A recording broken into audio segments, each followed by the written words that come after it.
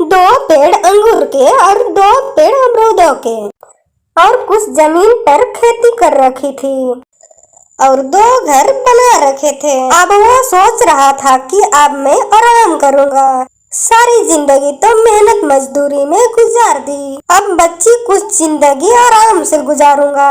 वो सारी इच्छाएं पूरी करेगा जो अपने समय में ना कर सका। जब गौरी कवि अपनी पत्नी से कहती है, कालू जी, अब हमारे चिंकू और टिंकू बड़े हो गए हैं। मैंने तो उनके लिए लड़की भी देख ली है, अपने बेटों के लिए। क्यों ना हम उनके शादी करा दें? अरे गौरी, ये जिम्मेदारी कब खत्म होगी और मैं चैन का सांस लूंगा।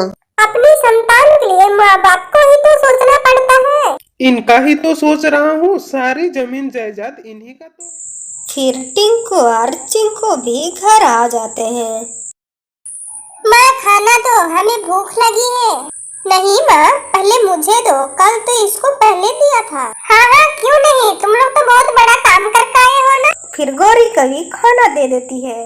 फिर कुछ दिन बीत जाते हैं और कुछ दिनों बाद चिंकू और टिंकू की शादी हो जाती है और घर आते ही दोनों भाइयों में लड़ाई शुरू हो जाती है। पिताजी, अब आप घर की बंटवारा कर दीजिए। चिंटू बड़ा है, इसलिए चिंटू इस घर में रहेगा और तुम वो घर में रहना। जैसे तैसे कालू झगड़ा संभाल लेता है। और हम कहाँ रहेंगे, हमें भी तो रहने के लिए घर चाहिए। गौरी, तुम मेरे साथ चलो।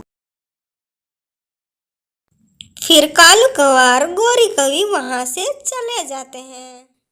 कालू जी, वो दोनों घर अपने दोनों बेटे को दे दिए और हम ये टूटे से घोंसले पर आ गए। गौरी, मैं चाहता हूँ कि भाई भाई पर लड़ाई ना हो, उन दोनों से यही इच्छा है मेरी। टिंकू जी, मैं चुप रही। अगर मैं बोलती तो सासू माँ बोलती कि ये बहुत बोलती है। मैं जानता हूँ चिंटू को पिताजी ने बड़े घर दे दिए हैं, यही ना? हाँ, मगर अब ऐसा नहीं होगा। अब ये ना हो कि ससुर जी चिंटू को बड़ा होने का बड़ा हिस्सा दे दे। अब मैं ऐसा नहीं होने दूंगा, तुम चिंता ना करो। चिंटू जी घर के अलावा और क्या क्या है?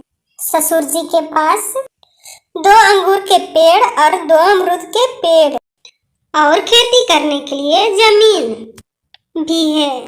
हाँ, तो फिर मेरी शादी बहुत अमीर घरों में हुई है। अभी अपने बेटों की शादी किए कुछ ही दिन हुए थे कि गौरी कवि बहुत बीमार हो जाती है, वो मर जाती है। अपने बेटों और बहुओं के होते हुए भी कालू कौवा अकेला रह जाता है। कड़ी धूप में कालू कौवा अपने खेत में काम कर रहा था, तभी वहाँ बंटी कबूतर आ जाता है। कालू, अब तुम बूढ़े हो चुके हो, अपने बेटों को काम करने के लिए बोलो। क्या करूं यार बंटी, वो मेरी बात ही नहीं सुनते। उनके पास खाने के अलावा कोई काम नहीं है। मेरे पास एक उपाय है, तुम शाम को मेरे घर आ जाना, मैं तुम्हें बताऊंगा। फिर बंटी कबूतर वहाँ से चला जाता है। कालू कौवा दिन भर काम करता रह जाता है।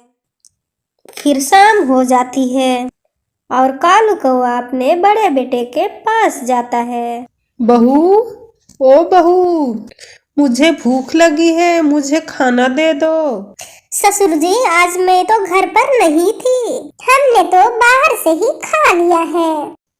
क्या घर पर खाने को नहीं है? पिताजी, अगर पहले पता होता कि आप आ रहे हैं तो आपके लिए भी बाहर से ही खाना ले आते। ये सुनकर कालू कौवा अपने छोटे बेटे चिंटू के पास जाता है। बहू, ओ बहू, खाना लाओ। कालू कौवा घर के बाहर बैठकर आवाज लगाता है। टिंकू जी, पिताजी खाने समय आ गए हैं, खाना तो बहुत कम है, क्या हमारा पेट भरेगा या ससुर जी का? ठीक है, मैं देखता हूँ। फिर टिंकू अपने पिताजी के पास जाता है। पिताजी, आप थोड़ी सी पहले आ जाते तो बहुत मजा आता। आज घर पर पाइस बनाए थे, मगर अब तो सब खत्म हो गया है। बहुत स्वादिष्ट था पाइसी, हमने सब खा लिए हैं। अच्छा, कल का खाना मेरे घर पर खा लेना और आज का चिंटू के घर पे खा लीजिए। कालू चुपचाप सुन रहा था और चुपचाप अपने घोंसले में जाकर भूखा ही सो जाता है। गोरी, तुम मुझे छोड़ के चली गई और मैं अकेले कैसे ये दुख झेलूं?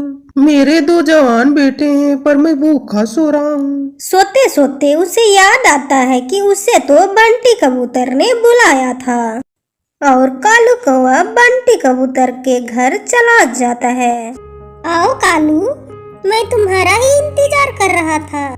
यार कबूतर, आज तो मैं भूखा ही रह गया। मेरे दोनों बेटे ने मुझे खाना ही नहीं दिया। फिर बंटी कबूतर ने कालू कौवा को पहले खाना खिलाता है। अगर तुम चाहते हो तुम्हारा बेटा तुम्हारा बात सुने और वो काम करे, तो तुम्हें कुछ दिनों के लिए उन लोगों से दूर जाना होगा। मैं समझा नहीं बंटी? फिर बंटी कबूतर अपनी सारी राय बताता है। मैं कल ही दूर कहीं दूसरे जंगल चला जाऊंगा। फिर कालू कौवा वहाँ से चला जाता है और सुबह हो जाती है। चिंकू और टिंकू अपने खेत में जाते हैं तो उनके पिताजी उनके खेत में नहीं थे। वो अपने पिताजी को इधर उधर देखते हैं पर कालू उन्हें कहीं दिखाई नहीं देता। वे वापस घर चले जाते हैं। लगता है पिताजी गुजर गए। हाँ, मुझे भी ऐसा ही लगता है। चलो अब हम अपने अपने हिस्से का बांट लेते हैं। मैं मिट्टू अंकल को बुला कर लाता हूँ, हमें अपने हिस्से की जमीन बांट देगा। फिर चिंटू मिट्टू तोते को बुला लाता है। ये वाला खेत चिंटू तुम्हारा और ये वाला खेत टिंकू तुम्हारा, दोनों का बराबर हिस्सा है और फलों के पेड़ भी आप दोनों आधे आधे। फिर मिट्टू तोता वहाँ से चला जाता है। फिर उस दिन के बाद दोनों भाई अपने अपने खेत में काम करना चालू कर देते हैं। पति जी, तुम्हारे बड़े भाई के फसल तो बहुत ही अच्छे हैं और हमारी तो थोड़ी भी नहीं। तुम चिंता ना करो, कल से हम ज्यादा मेहनत करेंगे। दूसरी तरफ चिंटू और उसकी पत्नी मन लगाकर काम करते हैं और वो कोशिश करते हैं कि उनकी फसल टिंकू से ज्यादा हो। ऐसे ही दिन गुजरते गए और दोनों की फसलें और फल पक के तैयार हो गए हैं। फिर बंटी कबूतर जाकर कालू कौवा को बुला लाता है। कालू ने एक बड़ा डंडा लेकर खेत पर बैठा रहता है।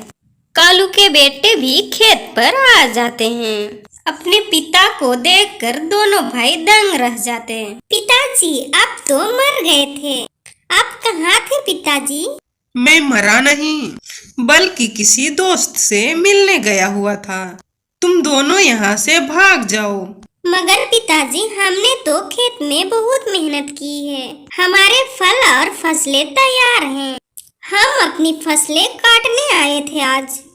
और जो मेहनत करके तुम्हारे पिताजी ने तुम्हारा पालन पोषण किया, उसके बदले तुमने क्या दिया?